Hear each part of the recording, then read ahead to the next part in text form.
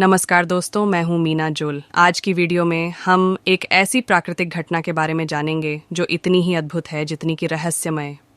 हम बात करेंगे स्प्राइट्स के बारे में। स्प्राइट्स एक प्रकार की बिजली है जो गरज के बादलों के ऊपर होती है। वे आमतौर पर लाल रंग के होते हैं और वे बहुत ऊंचाई पर होते हैं। स्प्राइट्स को पहली बार 1989 में देखा गया था, लेकिन उन्हें अभी भी पूरी तरह से समझा नहीं गया है। आज की वीडियो में हम स्प्राइट्स के बारे में कुछ रोचक तथ्यों पर चर्चा करेंगे। हम यह भी जानेंगे कि वे कैसे बनते हैं और उन्हें क्यों इतना दुर्लभ माना जाता है। तो अगर आप स्प्राइट्स के बारे में अधिक जानने के लिए उत्सुक हैं, तो कृपया वीडियो देखना जारी रखें। एक खगोलशास्त्री ने हाल ही में मध्य यूरोप में एक गरज के बादल के दौरान पृथ्वी के ऊपरी वायुमंडल में एक दुर्लभ चमकदार घटना को पकड़ने में कामयाब रहे, जिसे एक स्प्राइट के रूप में जाना जाता है। स्प्राइट एक दुर्लभ प्रकार का ऊपर की ओर जाने वाला लाल बिजली है जो एक विशाल जेलीफिश की तरह हवा में लटकता है।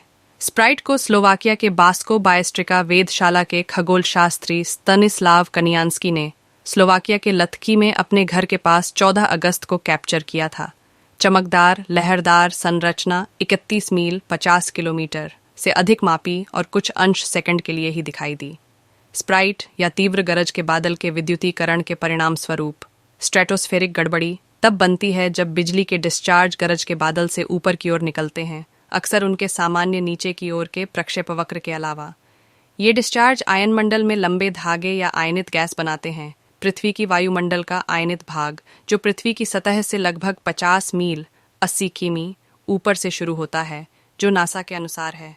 स्प्राइट्स को पहली बार 1990 के दशक की शुरुआत में खोजा गया था, जब नासा के स्पेस शटल ने घटना के पहले स्पष्ट चित्रों को कैप्चर किया था। लेकिन लाल बिजली को अध्ययन करना कठिन साबित हुआ है, क्योंकि यह इतनी कम समय के लिए रहता है। स्प्राइट्स के बारे में बहुत कुछ अभी भी अज्ञात है, लेकिन वैज्ञानिकों का मानना है कि वे गरज के बादल के ऊपरी वायुमंडल में आवेशित कणों के बीच परस्पर क्रिया के कारण बनते हैं। जब ये कण एक साथ आते हैं तो वे एक शक्तिशाली विद्युत क्षेत्र का निर्माण करते हैं जो एक चमकदार डिस्चार्ज को जन्म देता है। स्प्राइट्स आमतौर पर गरज के बादल के बाद दिखाई देते हैं, लेकिन वे केवल कुछ ही अंश सेकंड के लिए ही रहते हैं, इसीलिए उन्हें देखना बहुत दुर्लभ है। कनियान्स्की का चित्र एक दुर्लभ अवसर को कैद करने में कामयाब रहा, और यह स्प्राइट्स के बारे में हमारी समझ को आगे बढ़ाने में मदद कर सकता है। ये हमें इन रहस्यमय घटनाओं के बारे में और अधिक जानने में मदद कर सकता है, और यह भी कि वे कैसे बनते हैं। स्प्राइट्स एक अद्भुत और रहस्यमय प्राकृतिक घटना है। वे हमें पृथ्वी के वायुमंडल के बारे में और अधिक सीखने में मदद कर सकते हैं, और वे हमें आकाश में एक और अद्भुत चीज देखने का अवसर भी दे सकते हैं। स्प्राइट्स को पहली बार 1959 में नासा के स्पेस शटल इंडिगो के चालक दल द्वारा देखा गया था। चालक दल ने गरज के बादल के ऊपर एक चमकदार लहरदार संरचना देखी। उन्होंने इस घटना को बाद में स्प्राइट नाम दिया, जिसका अर्थ है शून्य में आत्मा। स्प्राइट्स को तब से कई बार देखा गया है, लेकिन उन्हें अभी भी पूरी तरह से समझा नहीं गया है।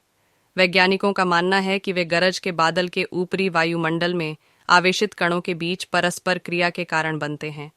जब ये कण एक साथ आते हैं तो वे एक शक्तिशाली विद्युत क्षेत्र का निर्माण करते हैं जो एक चमकदार डिस्चार्ज को जन्म देता है।